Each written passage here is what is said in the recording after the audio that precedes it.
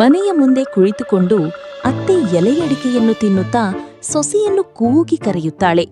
ಹೇ ಸೊಸೆ, ಹೇ ಸೊಸೆ, ಇಲ್ಲಿ ಬಾರಮ್ಮ. ಅತ್ತೆ ಎಷ್ಟೇ ಕರೆದ್ರೂ ಸೊಸೆ ಬರಲ್ಲ.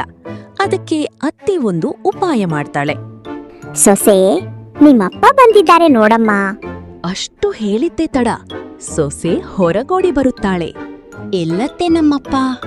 ಅಬ್ಬಬ್ಬಬ್ಬಾ, ಅಪ್ಪ ಅಂದಿದ ತಕ್ಷಣ ಎಷ್ಟು ಬೇಗ ಓಡ್ ಬಂದಿ ತಾಯಿ. ನಾನು ಆಗ್ಲಿಂದ ಗಂಟ್ಲು ಹರಿದೋಗೋ ಹಾಗೆ ಕೂಗ್ತಾ ಇದ್ದೀನಿ, ನೀನು ಕೇಳಿಸ್ಲಿಲ್ವಾ? ಹಾಗಾದ್ರೆ ನೀವು ಸುಳ್ಳು ಹೇಳಿದ್ರಾ? ಹೌದಮ್ಮ, ನಾನ್ ಸುಳ್ಳನ್ನೇ ಹೇಳೋದು. ಆದ್ರೆ ನೀನು ನಿಮ್ಮಪ್ಪ ಮಾತ್ರ ನಿಜ ಹೇಳೋದು.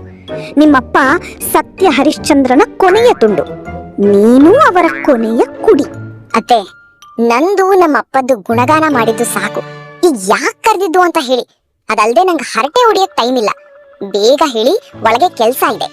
ಹೌದಮ್ಮ, ನಾನಿಲ್ಲಿ ಖಾಲಿ ಕೂತು ಹರಟೆ ಹೊಡಿತಾ ಇದ್ದೀನಲ್ಲ, ಅದು ನಿಮ್ಮ ವಿವೇಚನೆಗೆ ಬಿಟ್ಟಿದ್ದತ್ತೆ.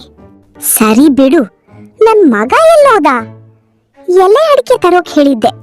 ತನ್ನ ಮೊನ್ನೆ ಕಳೆ ತೆಗಿಯೋಕೆ ಪಕ್ಕದ ಮನೆ ಪದ್ಮ ಬಂದಿದ್ಲು, ಅವಳ ದುಡ್ಡು ಕೊಟ್ನಾ? ಇವತ್ತು ಅವನ್ಗೆ ಹೊಲದಲ್ಲಿ ಮುಳಗಾಯಿ ಬೀಜ ಬಿತ್ತಕ್ ಹೇಳಿದ್ದೆ, ಬಿತ್ತಿದ್ನಾ?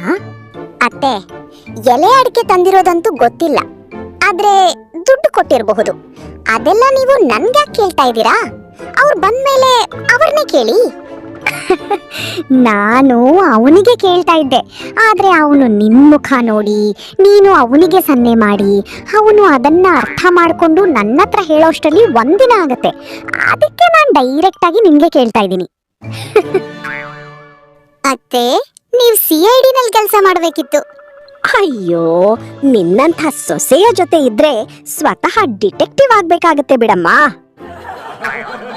ಇಂತಹ ಹಳ್ಳಿ ಮನೆ ಕಾಮಿಡಿ ಕಥೆಗಳು ನಿಮಗೆ ಇಷ್ಟವಾದ್ರೆ ವಿಡಿಯೋಗೆ ಲೈಕ್ ಮಾಡಿ, ಚಾನಲ್ ಸಬ್ಸ್ಕ್ರೈಬ್ ಮಾಡಿ, ಕಾಮೆಂಟ್ ಮಾಡಿ. ನಿಮ್ಮ ಮನೆಯಲ್ಲಿ ಯಾರು ಇಂಥ ಡಿಟೆಕ್ಟಿವ್ ಅಂತ